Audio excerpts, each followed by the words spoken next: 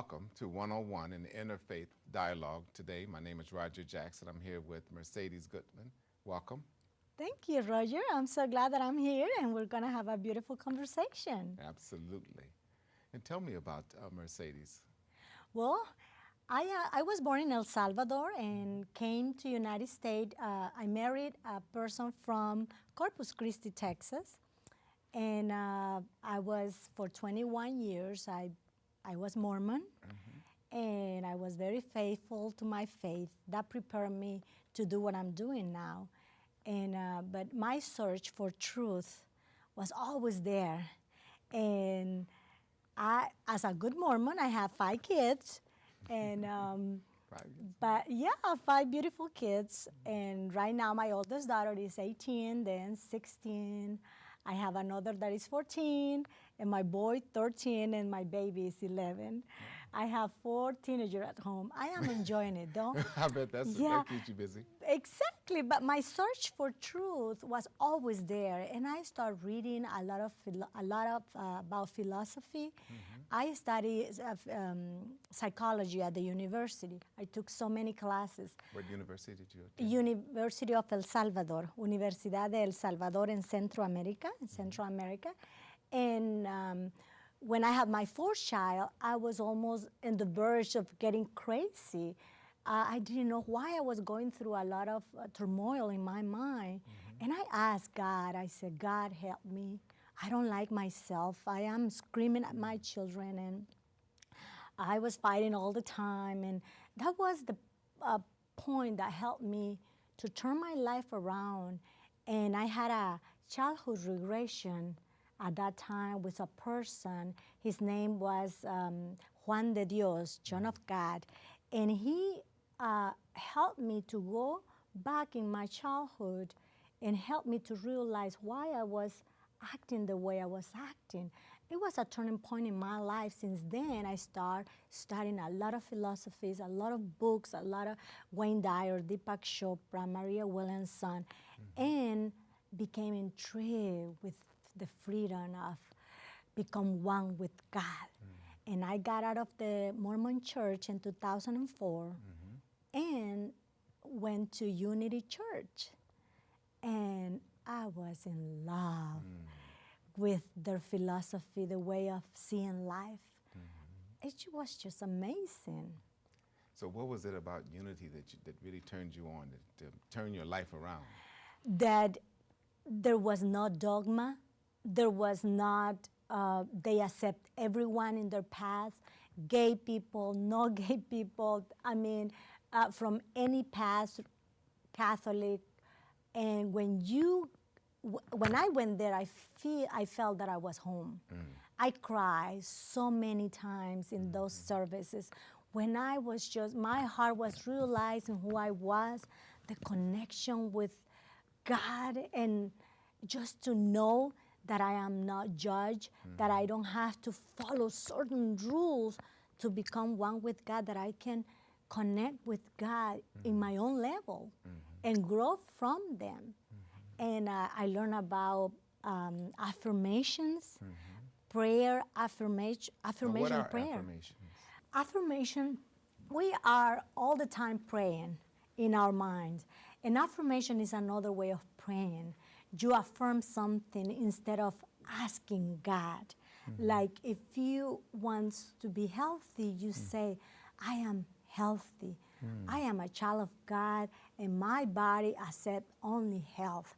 That type of affirmations, and I started using So they have to be positive statements. positive statements, I see. yes. Because if you affirm negative, I assume that you'll get that result. Is that correct? Correct. It says we are praying all the time, and our prayers all the time are answered, because sometimes we're not aware of what we're asking in our mind. What I think it was repeating. Allen that talked about as a man thinketh, his book. I guess the affirmation goes right along with that. Correct. I see. All right. So what we have to do every day then is to affirm that which we want and not that which we don't want. Correct? Correct. Exactly. And that understanding, I learned it when I went to Unity, and I saw so many people that believe in reincarnation or and they were not afraid to talk about it. And I mean, I felt so good there. listening. Reincarnation. Yeah. Okay, so they talk about life not ending at the end of at death. Correct. Continues on. Like I was telling, unity doesn't have a dogma. They don't teach that. The principles that unity have is that we are one with God, and because we are one with God, we are good. And through affirmation and visualization, we create the life that we want. Through our thinking, we are co-creators with God. That's the 5 principles of unity. What are they? Those 5 principles? Well, that we are one with God, that there is one present, God, and it's in every way present. And we call it God, others call it Allah, Jesus Christ, whatever you want to call it, it's just one present, one power. And because we are from that power, we are good. We are natural good. Even though we have mistakes and we have all these things, you know, we are good. Good, yes. And because we are good, through affirmation, we can become co-creators with God. Through affirmation and our way of thinking, create our own reality. And that's basically what unity teach, that we are our own creator with God. Through Okay, so in unity teaching and unity thought, there is no devil, or is there? there is no devil. They don't have that belief of heaven and hell. Heaven and hell. That correct? I'm sorry. My first language is Spanish, but You're doing fine. yeah, they don't have that. We create our own heaven here on earth, or we can create our own hell through our thinking. But many times we don't even know what we're thinking because we're being conditioned from childhood to believe or to accept certain things that are not belong to us. And we start creating our own hell. But that same thing can take us to heaven. Those same, when you're down, the same situation, the same circumstances can take you to heaven because you start questioning, you start asking. And doubting that, so I see. So what we want to do then is continue to think positive. Now, some people, when you start to think positive, you know, these naysayers always say, "Oh, you're not living a life of reality. You're not connected to what is real." What do you say to those people? What is real? You know, that I question people, what is real? Do you think that being real is real? Sometimes we're so afraid that we don't want to visualize greater things for us. Let me tell you, I grew up in war. I mean, I was born in war in my country, El Salvador, and grew up from my teen years, my 9, 10, teen years through war. I could not visualize good for me, but my dad taught me so much positivism. He would read from this book that was positive thinking. He would read to me, and something that he said inspired me to see greater things in my life. We were raised in the marketplace, very poor. And I started seeing myself living in the capital of my country and having a good job, living in a beautiful home. I didn't know about positive thinking or visualization. I just started seeing it. I never put time or when this is going to happen. And there was the moment where situation just came so beautiful in my life that money came and I went to study at the Capitol and live in a beautiful home with this lady that taught me how to dress, how to eat with fork and knife, because at that time I couldn't do it well.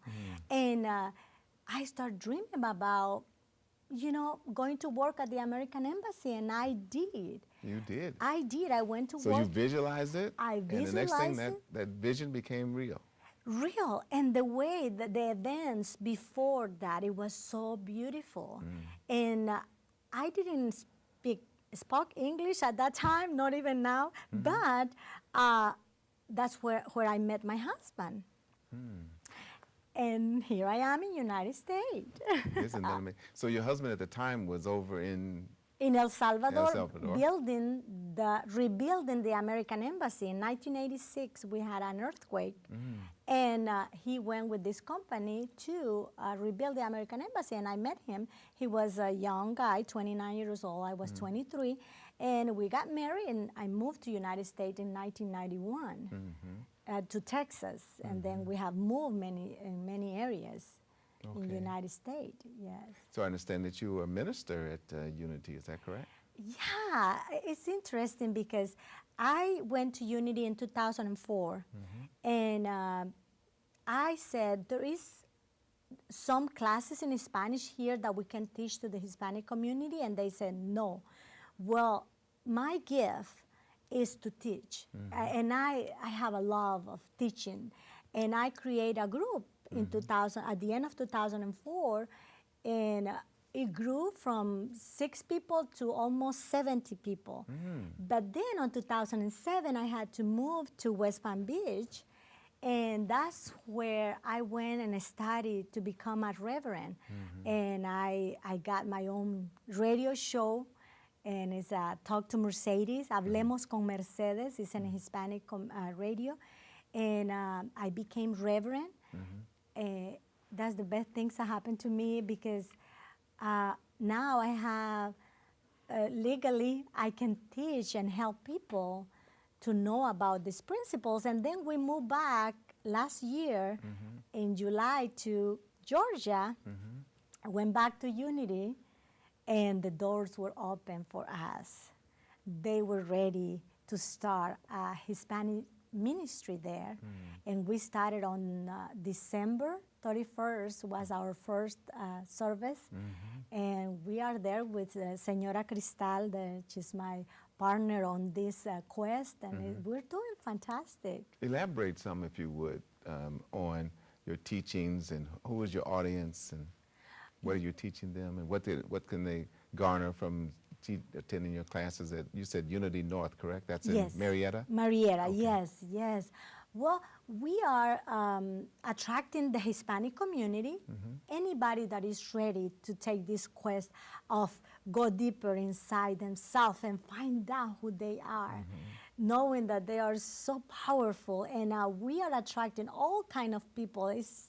And we teach metaphysical principles, and we teach unity principle that is almost the same. I mean, that we are one, and we've been teaching about self-esteem, how to become better in your relationships, how to love yourself. And for example, this coming, this is gonna air on April, but this coming Sunday, I'm going to be talking about loving the universe and the different message that we get from the universe.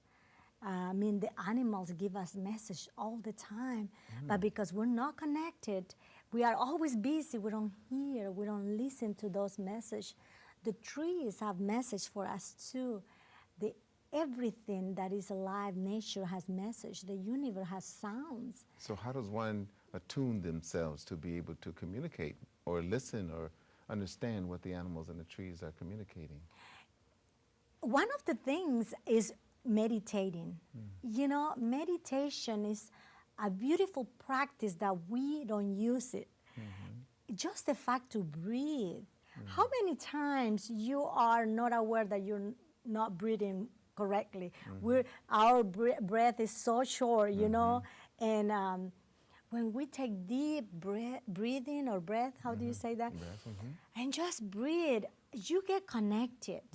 And that's the practice that I do. I meditate daily.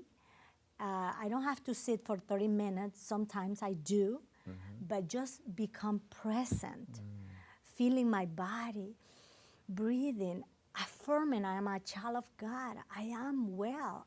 Everything is well. Then you open a door to that heaven that I call it, that does quantum physics feel, and you will feel the energy of the animals telling you a message. A little bird flew into our life in when we used to live in Florida. We were in a pool, and this bird just flew there, and it was a lovebird. Beautiful lovebird. He just was so willing to come with us. He stayed with us for 5 years. In those 5 years, that bird taught me so many things to become one with nature. I grew up in my country where animals were not respected, and they were just bothered for you. And that bird taught me to become more patient with the animal kingdom. And then a dog came into my life, and the same, that dog would talk to me, would teach me so much patience. And yeah, I mean, we are all connected. Wow. That reminds me so much of the Native American, First Americans, and their tradition is to respect the nature and all of nature. And if you've seen the one movie, Dancing with Wolves, you see how he was able to communicate with Cruz, who was at that time the main actor. It's so, I agree with you so much that we have to recognize that there is a connection between all living things, all living entities, you see. We are all connected. One time I read someplace where there was an experiment that was done so that they had connected these sensors to these plants. And they had a guy come in, he took one of the plants and he threw it on the ground and he stomped on it, you see? Then he left the room. Every time he would come back, the needle would just jump off the hook. Those plants were aware of him coming and going, as they thought, maybe I might be next, you see? So there is a connection. And so I think what you're saying is that scientists are beginning to affirm what you're saying now, because they're beginning to see that connection, that mind-body connection between all living things. Correct. Yes, at Unity North, we had Emoto. He is the scientist that made a lot of experiment with water. He came to Unity in 2005. Emuro Emoto, something like that. But it was so beautiful how even water can give us message. And they put in the bottle, they put I love you, and the crystals that were formed in that water were gorgeous. And then they put into another water, I hate you, you're full, and the crystals were ugly. I mean, they were not formed. When they freeze the water and took pictures after, we are all connected, even the water. Even the water. Okay. So you had mentioned earlier you have 5 children, and I guess they are all in unity with you as well? Yes. Well, the first part of their years were in the Mormon church, but then when we went to Unity, they wanted to go to church. That was very interesting. You know, before I had to drag them to church, but after they wanted to be there. So they have a program there at your church that specifically targets where they can, for the kids, the young kids, as well as your older teenagers? Yeah, they have the YOU and the kids church. And from 1 to 8 years old, 10 years old, and then YOU from 11 to 17. I see. Yes. And so what kind of things do they do at YOU? Because I think most of your kids now are over 11. I think you said the youngest one is 11, correct? Yes, yes. And the oldest is 18, I think? Yeah. Yes, yes. They do a lot of activities. For example, well, every Sunday they get a class about unity principles or about the law of attraction or how to meditate, about the different religions around the world. And but they do have a lot of activities. They go to retreats. And so what kind of things do they do on the retreat? Oh, they make groups and they do family, they call families. And they act, they talk about things. They have an open heart circles where they just talk about themselves, and they play, they eat, they do a lot of good things there. Yes. The reason why I ask is that there's so many people now, as you know, where a lot of our young people are going astray. You see, there's a lot of violence out there, and I don't know if you saw in the news the other day where this when a teenager was kicking another girl in the head, and it just made me cringe to watch it, you see.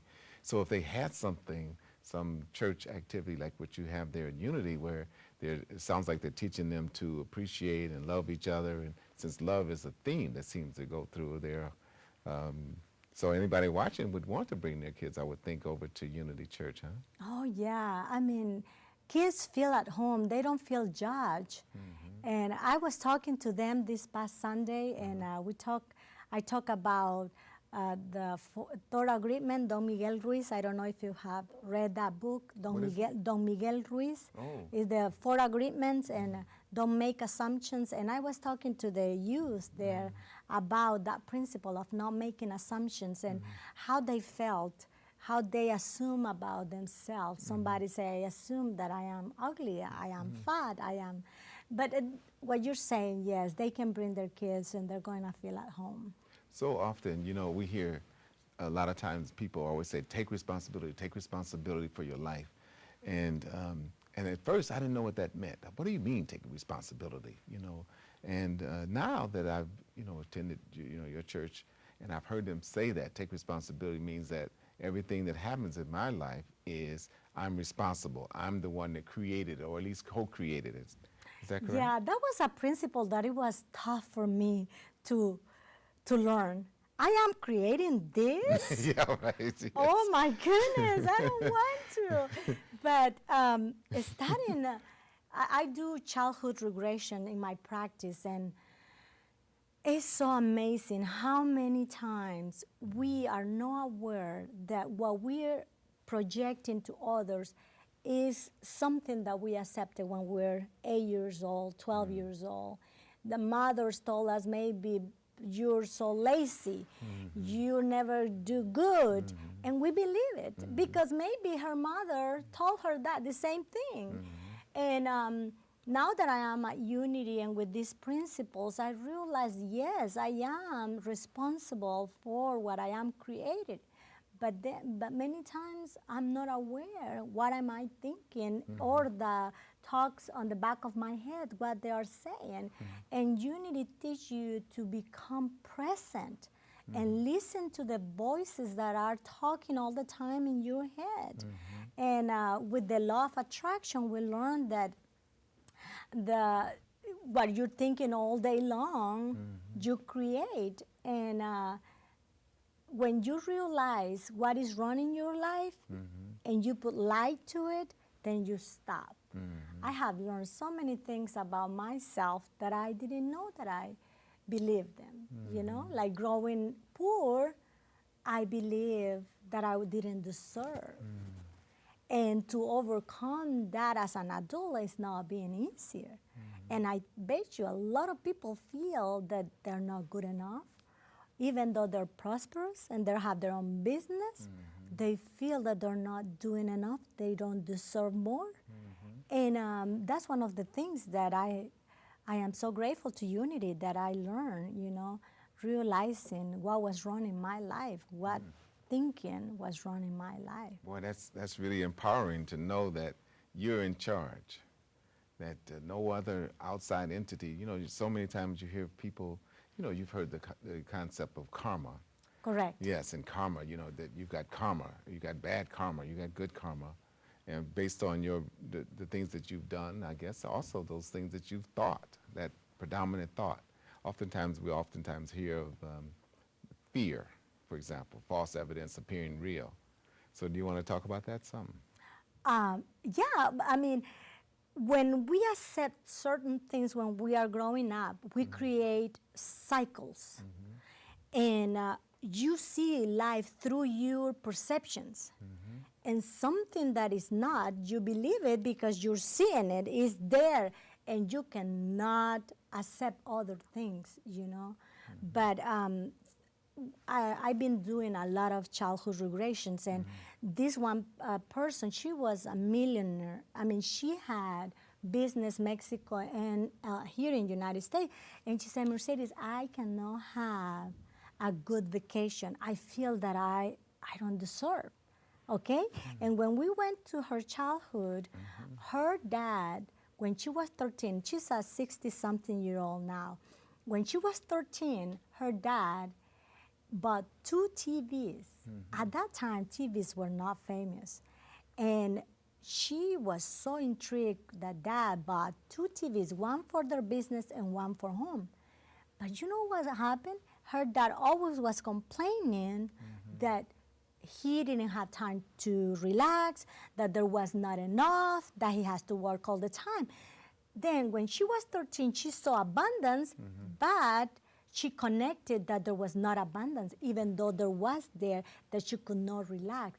And here she was, a 60-something-year-old lady, not relaxing because of something that she believed. And what you're asking is that we many times don't understand why we're acting the way we're acting. But just becoming aware and the intention to know who is running my life, what part of my childhood is running my life. So in that past life regression that you've mentioned a few times, Childhood, you basically are taking a person back to their childhood and seeing why they're creating the patterns today. exactly, I the see. cycles. The cycles. Cycles that we created. For example, people that their mom died when they were little ones, or dad died, they create this feeling of somebody abandoned me. You know, and they grew up and they married their partners, and then they're feeling or fearing that their partners are going to leave sometimes.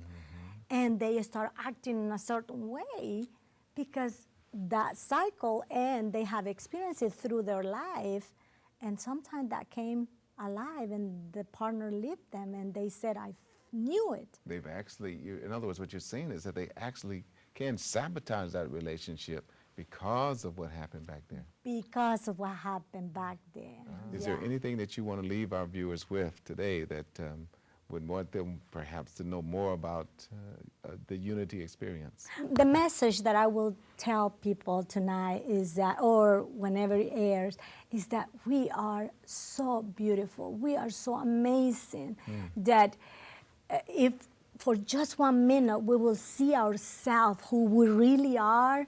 We are not this body. We are not our thought or our language. We are spirit beyond what our understanding, and that God, or whatever you call it, love you and support you. And wherever you are in your path, you can stop whatever is hurting you and decide that very moment that you want something better in your life. And with that desire, things are just going to come into your way. Beautiful things are going to wake up to help you, to take you to the next level. That's my message for tonight. Thank you. You're welcome.